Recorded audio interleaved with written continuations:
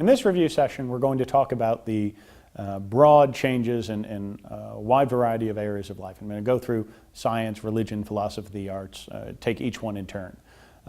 So to begin with science, one of the major developments during this time period is, if you will, the corollary to the development of the nuclear bomb and the potential, as we talked about, for nuclear holocaust. Namely, how could you harness the power of the atom to provide energy, and what could you do with that? Initially, atomic power was met with somewhat of the same acclaim that electricity had been met with. This is the power of the future. This is the thing that will power all our things. You have, wide-eyed dreams that everyone's going to drive around in a nuclear-powered car and everything else. If you're contemplating what the world might be like if you have, a nuclear reactor in the trunk of your car, just imagine what happens if you get into a fender bender. Those dreams notwithstanding, atomic power was a prevalent part of a lot of the economies of post-war Europe, even in America. But during the post-war period up to the 1990s, there were two events that seemed to throw caution in the face of those who liked atomic power, namely the nuclear meltdown in the Soviet Union at Chernobyl, as well as the incident at 3 Mile Island.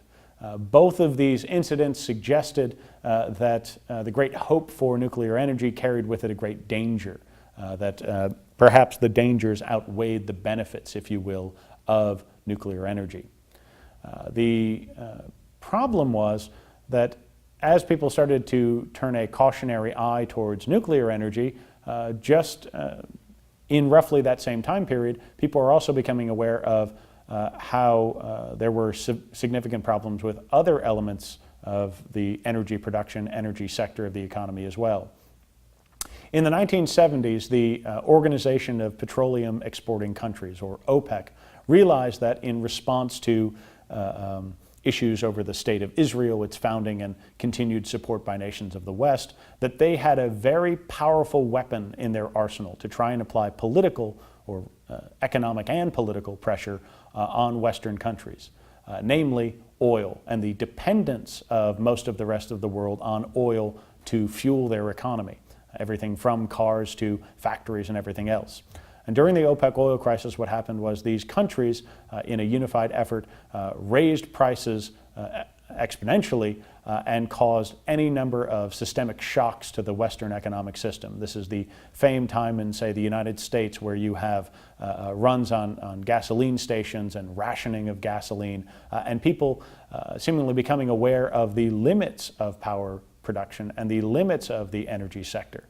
And in many ways, this kicked off, especially in Europe, the OPEC oil crisis, which hit them just as hard as it did the United States. This really kicks off a focus by Europeans on trying to find new sources of energy.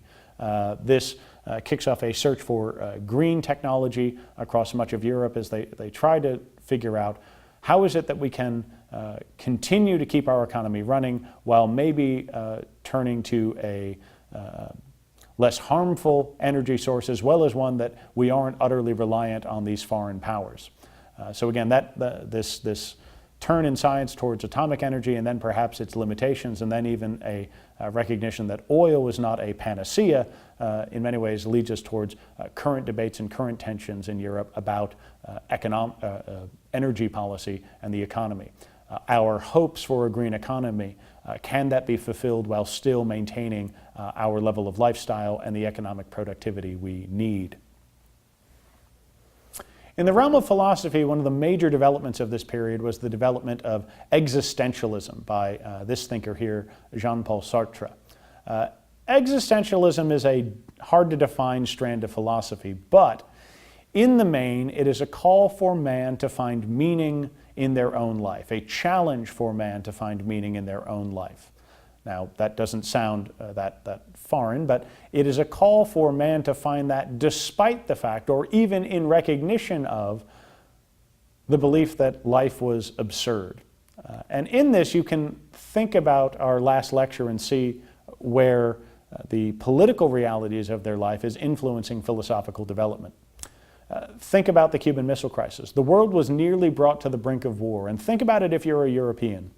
You're going about your daily life, you're attempting to live your life, And what happens? Some fight between these two superpowers on the other end of the world might mean the elimination of life on this planet itself. Certainly the destruction of Europe in a flurry of nuclear bombs. What existentialism seems to recognize is that certainly points to the absurdity of life, doesn't it? Wouldn't life or finding any meaning in life be difficult if not absurd to try?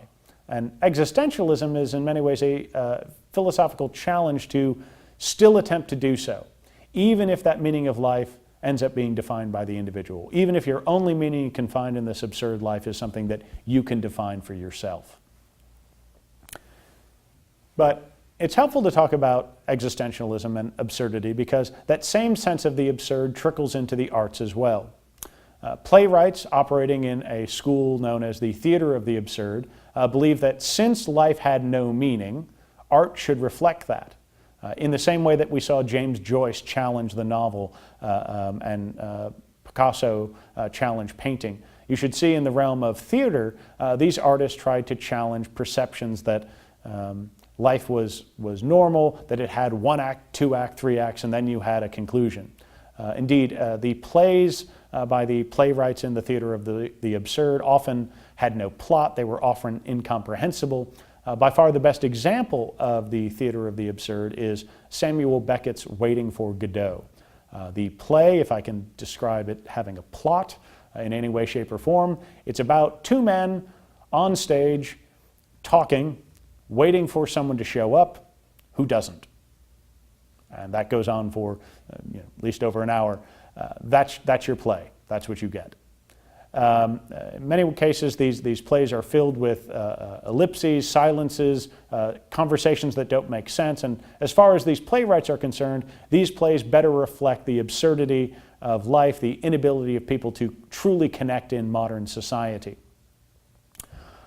Another sense of this feeling of absurd was the rise in youth culture across much of the Western world.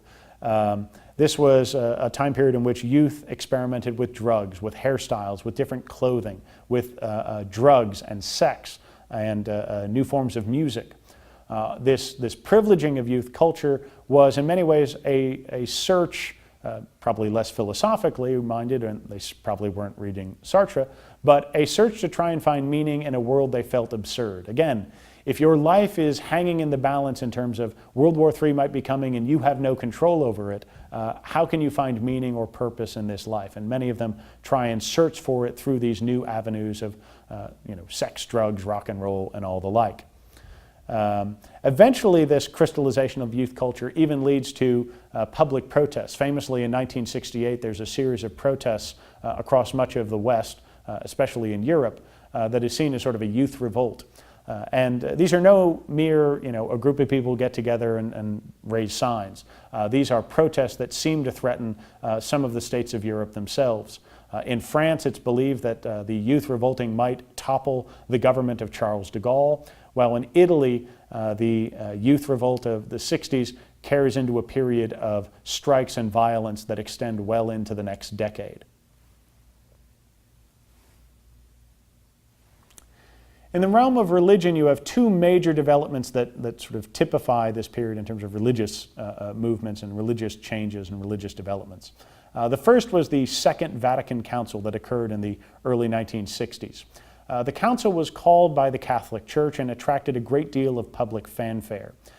Many liberal Catholics hoped that this would be a time at which the Church announced structural and significant changes to the structure of the church and church theology that they believed would better enable the church to speak to the modern world. Just as strongly, conservative Catholics are watching this council closely, worried that just such changes will happen and the truth or the constancy of the church will be undone. In the end, the Second Vatican Council manages to, annoy everyone, which some might argue is the perfect example of a good council and good compromise, that everybody's upset with you. But what are some of the changes that happen? The Second Vatican Council permitted Mass to be spoken in local dialects. No longer would the Mass have to be said in Latin. It also acknowledged that sexual relations within marriage didn't only have to be for the purposes of procreation, and even acknowledged that Catholic families, might have just cause to limit the number of children they had. At the same time, those changes that upset certain conservative Catholics, liberal Catholics were upset because these changes, as far as they were concerned, didn't go far enough. Liberal Catholics believed these changes were relatively minor, and none of them seemed to touch on the changes that they wanted. In fact, the Second Vatican Council went further. They continued to argue that, or continued to prohibit the use of birth control in marriage. They also committed themselves to the priesthood being made up of exclusively males, not opening up the priesthood to women, and they also reaffirmed the commitment to clerical celibacy. All of those things, the prohibition against birth control, the prohibition against female priests, the prohibition against or the continued sanctity of celibacy, all of these upset liberal Catholics who didn't believe this council went far enough.